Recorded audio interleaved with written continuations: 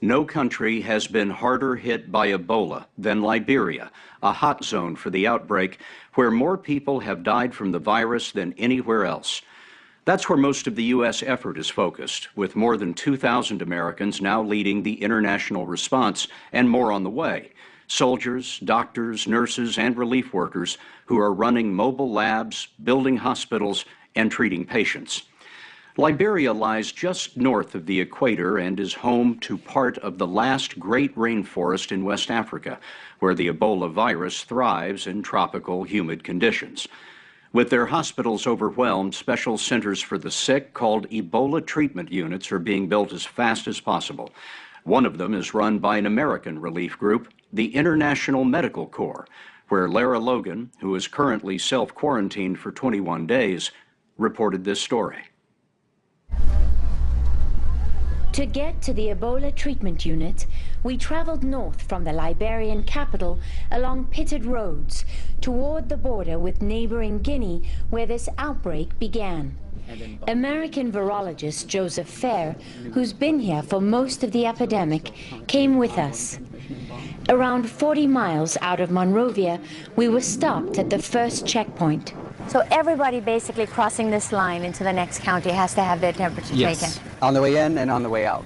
Manned by men with thermometers instead of guns, they were hunting for anyone with a fever. 36.3? And after every stop, a ritual cleansing with chlorine. It kills the virus in seconds. In this outbreak, there have already been more deaths than all of the previous Ebola outbreaks combined. Yeah. Why is this one so bad? This really happened at the nexus of a tri-state region where a single or a few tribal groups exist throughout the 3 countries, and each of those areas are connected by roads to the major cities in each of the countries affected. And those major cities are connected to the rest of the world. So this had never happened in such a highly mobile and geographically connected region. At the end of a dirt road, on the grounds of an old leper colony, we arrived after a 5-hour drive at the International Medical Corps' Ebola treatment unit, and were hosed down again.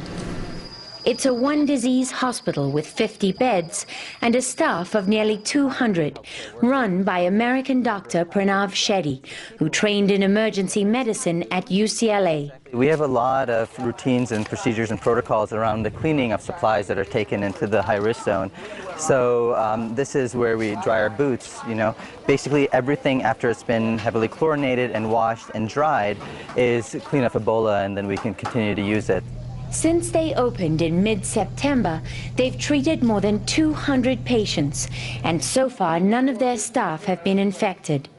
Containers of chlorine and taps for hand washing mark the divisions between every section. Patients in the confirmed ward have tested positive for Ebola. Those who feel strong enough sit outside, but most are hidden from view in their rooms. They're separated from the suspected ward by an orange fence, where people whose tests have not come back yet have to wait. No one can enter these areas without layers of protection, and on their way out, staff are hosed down in the decontamination zone. It's otherworldly. We're in an area, football field-sized plot, cut out of deep green forests, and everything is blue or gravel, and it smells like chlorine. You've come to another planet. Dr. Colin Bucks has been on duty here for the past month. At home, he's an emergency physician at Stanford. The world, if it chooses, and people say, step up, I think this is very containable. And if they don't? I think we make our own bed. You know, that's why I urge people to say, this is my responsibility. I have a global citizen responsibility to do this. And if you want to say a patriotic responsibility to keep America safe, yeah. People go off to war to keep us safe. People should fight this crisis with the same sense of responsibility. These rooms are clean. Nurse Kelly Suter is one of a handful of Americans working alongside Colin Bucks. Even though I know it's a reality that I could get sick and that I could be one of them that doesn't survive, I'm okay with that, because I'd rather be here helping than home and safe. She's 29 from northern Michigan and will be here until the end of the year. What is it like to see it every day? It can be difficult. There's good days and there's bad days. I mean, the first death that I experienced was a gentleman that, I mean, he came in critical, but I didn't expect him to pass away as suddenly as he did. In fact, I was in there bathing him and getting him dressed, and then all of a sudden I looked up and his eyes were really big, and he was obviously scared. And, you know, my instincts as an American nurse is to turn around and look for, you know, the code blue button to hit or some medications or an ambu bag, and you realize But there isn't one. No, you know, so I got down by his bed and held his hand and talked to him, and a few minutes later he was gone. Most of the staff here are Liberian, and to lift their spirits, they mark every new shift with hymns. The stigma of the disease is so great, many of them say they're treated as outcasts when they commute back home every day. But in here, the Americans who work with them call them heroes. In sweltering heat and often 100% humidity, they cover every inch of their bodies in plastic and rubber armor. They're so hard to recognize, they wear their names on their foreheads. It's for each other and for their patients. How tough is it to wear that suit? Physically, Yeah. it's astounding. You're soaked with sweat before you walk in. You're just drenched. The tough part is that when the masks get filled with your own breath and sweat, that then it really gets hard to breathe, and you have to go to breathe. You have to get out then. It actually, you feel like you're suffocating. Every time they cross into the high-risk area, they're touching people at their sickest and most contagious. That's Dr. Stephen Hatch, an infectious disease specialist from Massachusetts, on his 2-hour shift behind the fence. I try to just make them seem like I'm a regular guy doing a regular piece of work, and so it removes that sense that I'm an alien, which is the first reaction that patients have when they see us. It's kind of intimidating, right? Oh, I can't even imagine what they experience in the first 24 hours when all they see are these, you know, faceless creatures that are moving around. And so I try to do everything I can to humanize that process for them, as we all do around here. In the confirmed ward, patients wait, mostly to die. There are 15 to 20 here at any given time. A few survive with IV fluids and early care that allows their immune systems to get ahead of the virus. But if they don't, it wreaks havoc on their organs, melting away cell walls and plunging the body into shock. It can be an agonizing death, which the doctors here try to ease with pain medication and sedatives. So this area behind me is the high-risk area here at the treatment center, and we want to talk to some of the patients, but you have to keep your distance. And this gentleman, who you can see behind me, is caring for his son. He was cured here at the center and is now looking after his 5-year-old boy who is confirmed to have Ebola. The boy's name is William, and his father, George, who's now immune to this virus, gave us permission to tell their story. Nurse Kelly Suter was with them from the start. He's been by that little boy's bedside around the clock. You know, when things get hard or I'm tired or sweating so bad that I just want to go home, you know, I remember George and I remember little William. So what would you want people at home to know about this? It's not as scary as it seems because it is manageable. There are protocols, there are procedures to protect yourself. It's not like we're walking into Ebola land and, you know, we're all going to die. We're doing what we should. We know what we're doing. A medical team masked in full protective gear is always on hand when new patients are brought in. This is what passes for an ambulance here, a pickup wrapped in orange tarp. On this day, Colin Bucks was waiting. No one can come near the patient until the sprayers are done.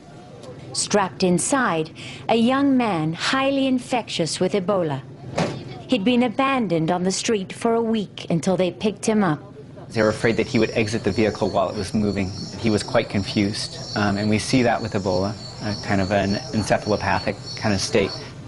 The trauma of the epidemic had touched everyone we met.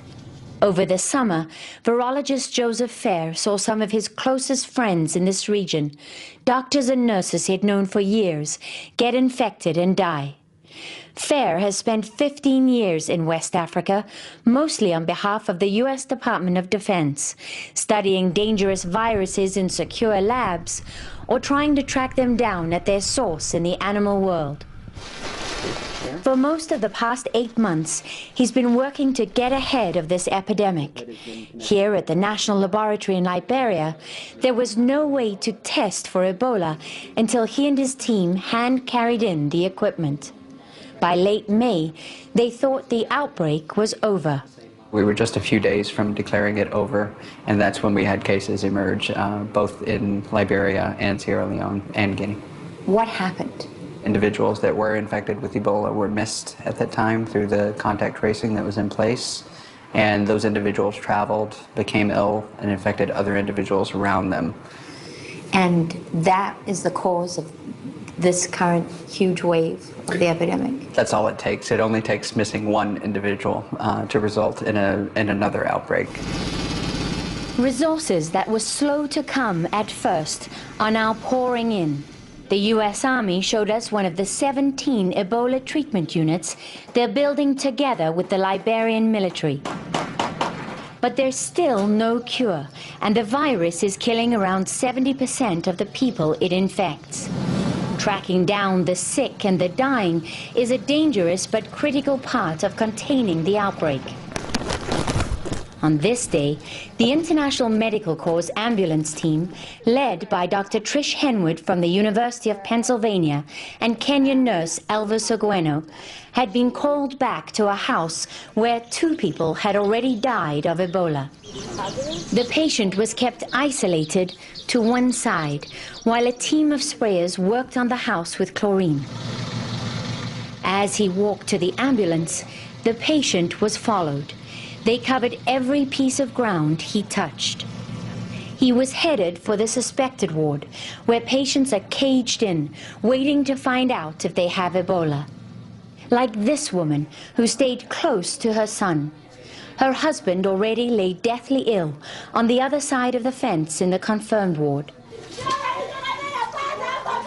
Later in the day, anguished wails filled the air. She had just been told her husband was dead.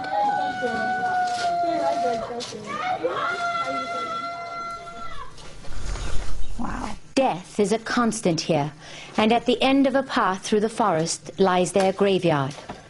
A team of gravediggers try to stay ahead of the numbers. For the American scientists, they had many questions. We think it probably exists in the bats because they don't get sick from the virus, and that's how we know usually where the virus comes from. If it doesn't make that animal sick, it usually means that animal can carry the virus. What do you say to people back home who are much more focused on Ebola in the U.S. and think, you should just shut it off, isolate it, and protect Americans from this disease? The thing that I need to get across to everyone is that until we handle the outbreak here, and be that Ebola, be that some other disease, until we handle outbreaks where they occur, we are never going to be safe ourselves. There were 34 filled graves when we arrived. 2.5 weeks later, there were more than 60. The patient who came strapped inside the ambulance is now lying here. For every death, a simple funeral. A patient's brother clutched a wooden grave marker on his way to the graveyard. The body, still infectious, had to be wrapped in 2 body bags. With each move, there was more chlorine. It's now protocol here for every burial. For the boy William and his father George, who survived Ebola with the help of the American doctors and nurses here, there was much hope as they fought for his son's life. But in that same graveyard, a few days later, another small grave was added.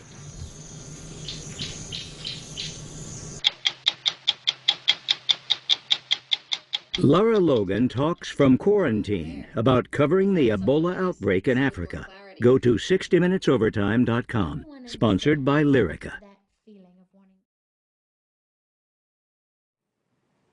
Tomorrow, the day before Veterans Day, the new head of Veterans Affairs will announce the biggest reorganization in the history of the VA, which comes after the agency's biggest fiasco.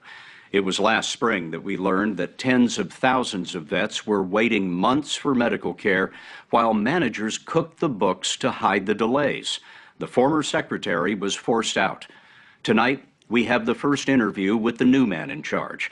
61-year-old Robert McDonald has no government or medical experience, but he does know management. He was chief executive officer of Procter & Gamble, the largest consumer products company in the world. And we wanted to know how a soap salesman will go about cleaning up the VA. How many employees do you think should be fired, based on what you know? Well, the report we've passed up to the Senate committee and House committee has about 35 names on it. I've got another report that has over 1,000. If 1,000 people need to go, give me a sense of what are some of the things that they did? Well, we're simplistically talking about people who violated our values. And those values are what? It's integrity, it's advocacy, it's respect, it's excellence. These are the things that we try to do for our veterans. But Bob McDonald can't punish or fire 1,000 people right now. He's discovering how different the Capitol is from capitalism. To fire a government manager, he has to put together a case and prove it to an administrative judge. Scott, the reason this is okay in some respects is that a lot of people think it's not okay, well, that if people lied and put veterans second and their self first, they should be cleared out. Absolutely, absolutely. But we've got to make it stick. How do you mean?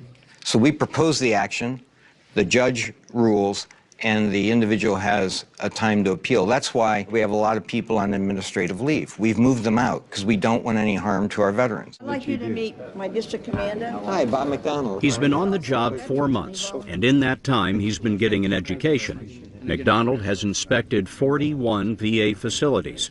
We caught up with him in Boston, where we discovered that he refuses to be called Mr. Secretary. Nice to meet you, Mr. Secretary. Nice to meet you. I'm Bob. Please call me Bob. His Washington staff can't get their heads around calling the boss by his first name, so they've taken to calling him Secretary Bob. So you were with Patton? No. In North Africa? He was with me. He'll need that sense of humor because McDonald is battling a behemoth cobbled together over decades. The VA is the second largest agency in the entire federal government, behind only the Department of Defense. We have no hope of taking care of veterans if we don't take care of each other. He has 340,000 employees who handle services ranging from home mortgages to college loans to heart transplants. Well, you got people who really care about veterans here. Exactly. With 9 million patients, the VA is America's largest healthcare system, but it had slipped into critical condition. Last April, a doctor in Phoenix exposed those phony wait lists. It is dishonorable, it is disgraceful, and I will not tolerate it, period. Investigators found that the official record showed that vets in Phoenix were getting appointments in 14 days, but this was the true wait list. Those are numbers of days in the right-hand column, more than 400 days in most cases. The investigation found that the wait may have contributed to 6 deaths. It was all because Phoenix was overwhelmed. The general condition of the emergency room at that time you would describe as what? Chaos. Absolute chaos. Dr. Catherine Mitchell was co-director of the emergency room. How well known was it inside the VA in Phoenix that veterans were going months without getting an appointment? Everyone knew that. Everyone that worked at the Phoenix VA for any length of time. And when she reported the problems, she was reassigned to an empty clinic. In 2013, I submitted a confidential OIG complaint regarding the life-threatening issues within the Phoenix VA system. Dr. Mitchell was among the first to blow the whistle. I had veterans who had survived World War II, who'd survived Pork Chop Hill, who'd survived the Battle of Fallujah, who had gone through so many situations of combat where it's a life and death situation, and yet I could not guarantee their safety in the middle of metropolitan Phoenix in my ER because we didn't have adequate staffing or training. A nationwide investigation confirmed the phony wait lists in Phoenix and 92 other VA centers. When you read that in the Inspector General's report, you thought what? I was incensed. I was incensed. Our veterans have earned these benefits. They earn them with their lives in danger. It strikes me that you are coming into a system which was broken because the people in the regions were lying to headquarters. This is one of the reasons I have traveled. I've got to get to the bottom of it. I've got to meet the people. So the adverse information gets from the bottom to the top as quick as possible. People get rewarded for bringing adverse information forward. That has never been the case before. It's going to be the case now. I have a piece of paper right here from a veteran. The day we were with him, a vet had driven 1,200 miles to get care at the Boston VA hospital. She slipped McDonald this note. Can you read it? It says, "I'm from Alabama, and I had to come here to Boston to get care." That breaks my heart. Other failures boggle the mind. In Pittsburgh, 6 vets died of Legionnaire's disease, and this year we learned that the hospital had known that its water system was contaminated. In Brockton, Massachusetts, a Vietnam vet was hospitalized for 8 years with a psychiatric disorder, but no one ever scheduled an appointment for him with a psychiatrist.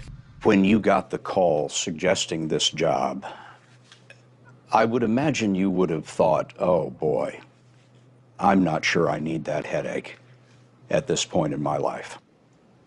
My immediate reaction was, I want to do it. I feel like my whole life has been designed to lead to this. The design of Bob McDonald's life, in many ways, started at the U.S. Military Academy. He graduated in '75 and served 5 years as a paratrooper. He bought his first home with a VA loan, and the VA paid for his master's degree. In 33 years at Procter & Gamble, he put Tide, Pampers, and Joy into most of the cupboards on Earth. Though he left West Point long ago, West Point never left him. First time you saw this view of the Hudson River, you were 18 years old here at West Point, getting sworn in at this very spot. And I wonder what that experience has done to inform your life. I think it's the West Point motto: duty, honor, country. He's sentimental that way, uncompromising. So it's no wonder his new number 2 at the VA is his West Point classmate, Sloan Gibson, who used to run the USO. As cadets, they sat across the table from each other in the mess hall. The first place I visited was Phoenix, Ground Zero. While I was in Phoenix, I met with a large group of employees. They wanted to do the right thing. They worked really hard, but the system and the organization was just not supporting them. What I saw there, leadership failure, mismanagement, and chronic underinvestment in the system. Already, Gibson has suspended bonuses for all VA executives, and he fired the director of an Alabama hospital. Any questions? No, all set. Thank you very much. Tomorrow, McDonald will unveil the reorganization, part of it designed so that veterans won't have to go to war to get their benefits.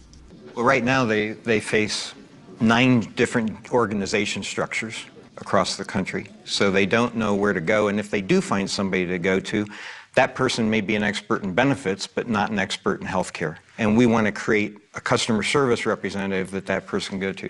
Secondly, they face multiple websites that require multiple usernames and multiple passwords. And that's not acceptable. We've got to get to one website, one entry point, and then fan people out from there. Can you stand up for me? Something he's already done is given doctors a raise. VA physicians were making less than most private doctors. It was hard to fill the open jobs, and that led to those intolerable wait lists. How many doctors and nurses and medical professionals do you need to hire right now? If we could do it today, we would tell you we probably need about 28,000 is what we said in our committee testimony. I'm sorry, 28? Yes. 1,000? Yes. But wait a minute, Scott. How long is that going to take? Well, it's going to take time, because every adverse outcome that gets amplified by the media doesn't help me. I was on You've got a bad reputation. I do, but we're changing it. It is the largest integrated health network in the United States. He's trying to change that reputation himself. McDonald is personally recruiting doctors and nurses. This was Massachusetts General Hospital. If you want to do research, clinical work, and teach at the same time, this is a great place to work. Later, we caught him calling a young doctor that he'd met the day before. I heard what a wonderful cardiologist you are. So we got some state-of-the-art stuff we're doing here. We'd love to get you on board, and if you get to Washington, I'd love to see you. And if you know the number of a good psychiatrist, McDonald needs to hire 2,500 mental health professionals. Since 2006, 400,000 vets, many from Iraq and Afghanistan, have applied for mental health services. We've had an instance where we've spoken to the family, and the family has told us that the individual came to the VA and they got out of their car and they took their own life in our parking lot because they knew that we could then deal with it. And they didn't want to do it at home with their family. Deal with their body. We'll deal with the tragedy. There are many tragic, senseless failures around the VA. But we notice something else, too. It's great. If there's any bonuses to be given out, give them to these people. I will. Everywhere McDonald went, there were plenty of vets eager to praise their care, from rehab. And there was a lot of other guys that, and ladies that, you know, was homeless like I had became. And we stayed like a family. To a Boston homeless shelter funded by the VA. Thank you for coming, sir. Oh, it's my pleasure. I knew you were here. I wanted to see you, man. While his staff gets used to Secretary Bob, there's another term they're learning. He calls vets customers, which to a Procter & Gamble mind is both a compliment and a bond. McDonald says by next year there will be one website, not 12. New patients will see a doctor within 30 days, and no one will wait for their benefits. What do you owe these veterans? Not the VA, but Bob McDonald. What do you owe these veterans? Well, this is very personal, because I served with a lot of these guys, and we were in very dangerous situations. And anytime you jump out of an airplane and parachute, you're putting your life in danger. And as a jump master, you're checking that person's equipment, and their life is relying on yours. That's the kind of relationships you create. And those are the relationships that drive me to do this.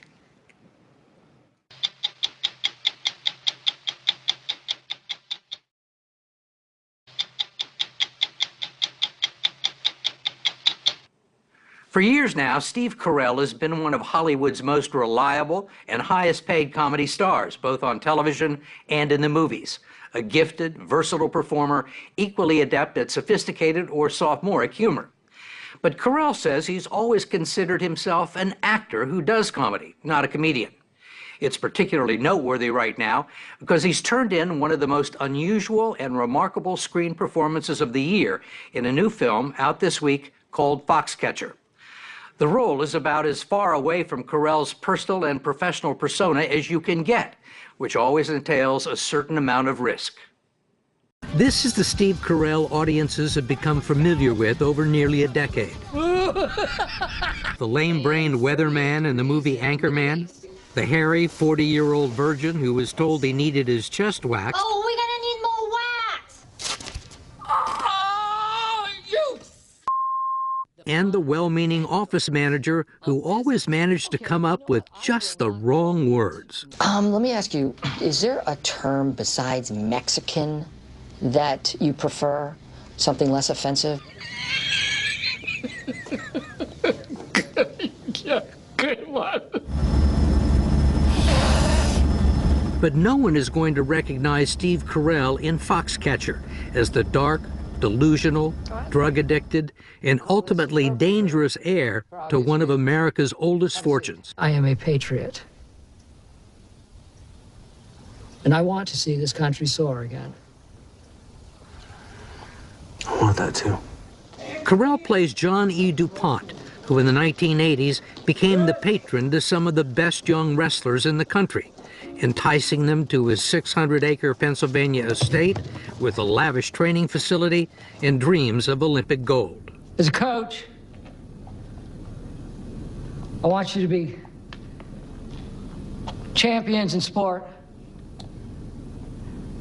and winners in life.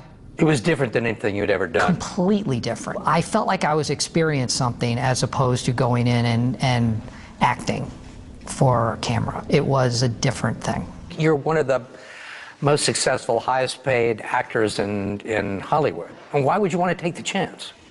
Well, when you put it that way, it was really an ill-conceived idea. And I'm frankly glad we didn't have this talk when I was considering doing this. Well, why not? Because it was exciting and it was potentially something great. And why wouldn't you want to be part of something like that? It turned out to be a very good decision. The true crime psychodrama about wealth, patriotism, class, manipulation, and murder has already won acclaim at film festivals around the world. And so is Carell's performance in a magnificent ensemble cast that includes Channing Tatum, Mark Ruffalo, and Vanessa Redgrave.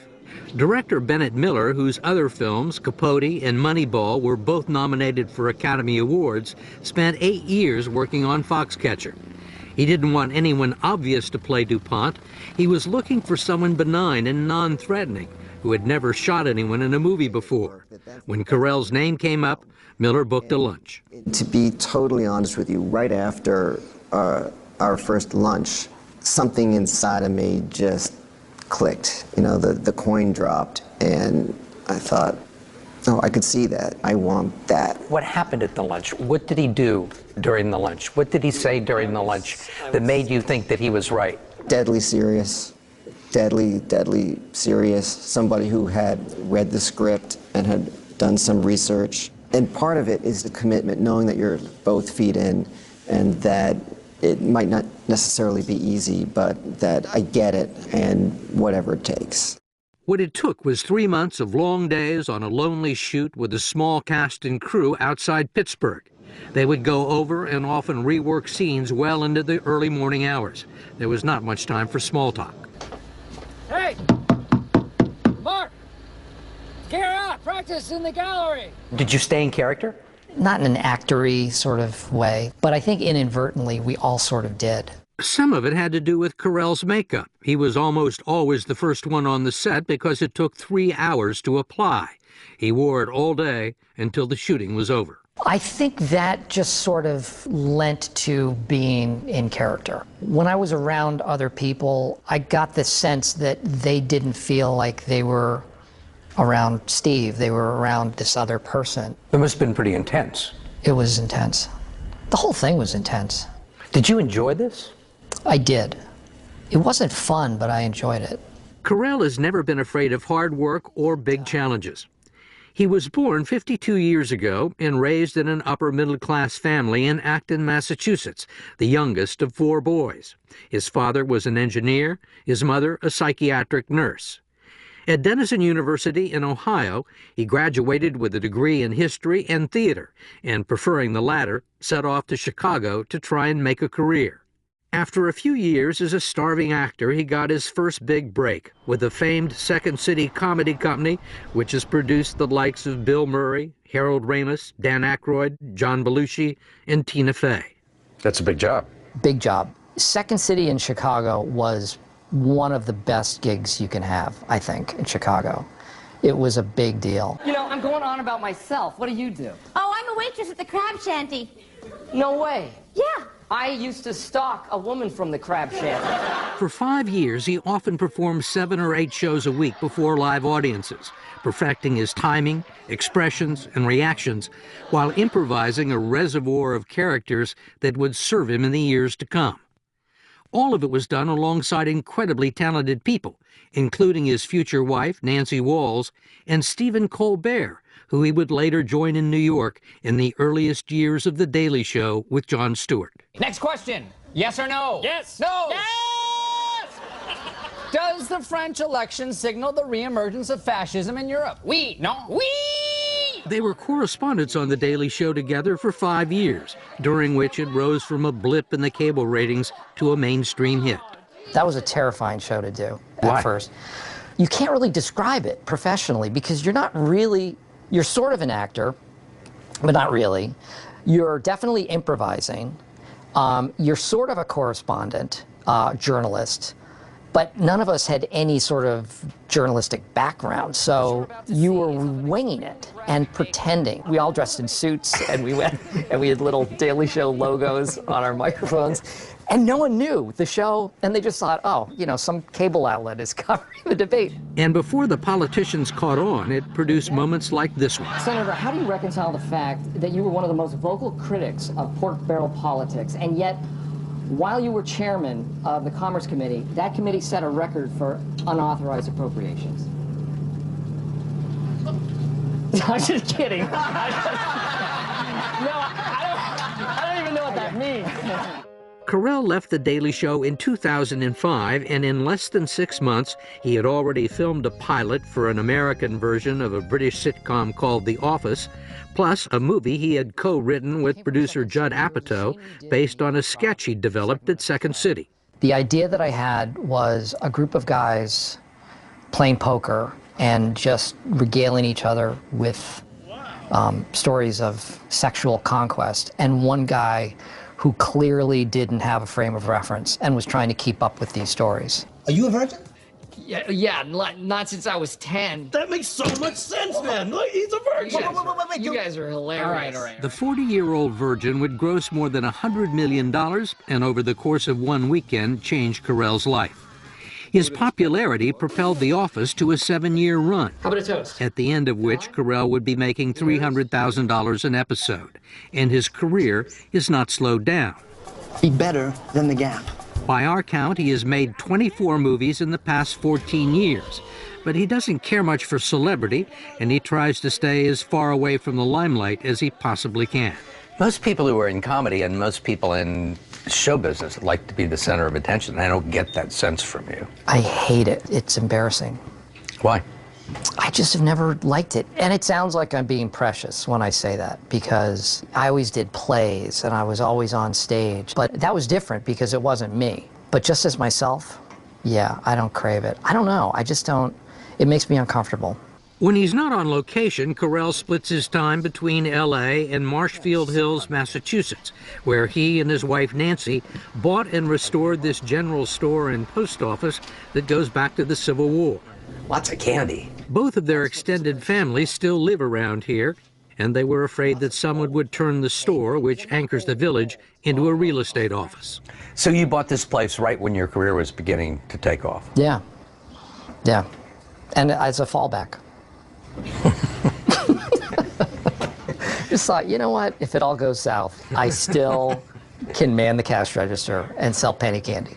No, it's neat. I mean, it's a gathering place, and that was the draw for me. A place that people can come and hang out, and there aren't that many places like that anymore. Carell's sister-in-law runs the place, and Steve and Nancy spend their summers and holidays here with their 2 children to give them a taste of life outside Los Angeles. I wanted to show you this. My mom knitted this. She put a little, and these are for sale. Really? Yeah, she put a little tag on it. Made by hand by Harriet Carell. So wow. How many does she crank out? Oh, I have her working day and night. Because these things turn over. I'm like, come on, Mom. You have to pay for the roof of the house. Let's go. It's beautiful. I can see why she wanted her name on it. You're not taking it. You buy that. When the cameras aren't rolling, the private Carell seems to be more shy, quiet, and reserved, keeping his feelings and his opinions about things to himself. He and his wife Nancy are widely considered to be among the most normal people in Hollywood. They drive their kids to school, rarely go out to glitzy events, and if they do, don't stick around for the party afterwards. Nancy, another veteran of Second City and The Daily Show and Saturday Night Live, says she was blown away by her husband's performance in Foxcatcher. I just watched that and I just almost immediately forgot that I was watching my husband up there. That was amazing to me. He says he's not really a comedian. He's a he's not that funny in real life, that he's not a good conversationalist, that he's very socially awkward. Is that true? What an attractive portrait you paint of yourself. Yeah, he's a real dud. No, no, of course not. No, he's very funny. He just doesn't try as hard. He doesn't feel the need to entertain people on a, 24-hour basis. With that said, Steve Carell laid back and did what he does about as well as anyone else, play the straight man. Did you ever think it was going to turn out this way? Should you be living here with all this money and all this fame? And I was counting on it. Yeah. Why do I feel like I'm in an improv sketch? Oh, it's what our kids deal with every day. No, I had every faith in your success. I knew he'd be successful, but I think we thought he'd be successful in the Don Knotts kind of way. Seriously, though, but Barney Fife that's an incredible character on a TV show. And that was my dream for you. Thank you.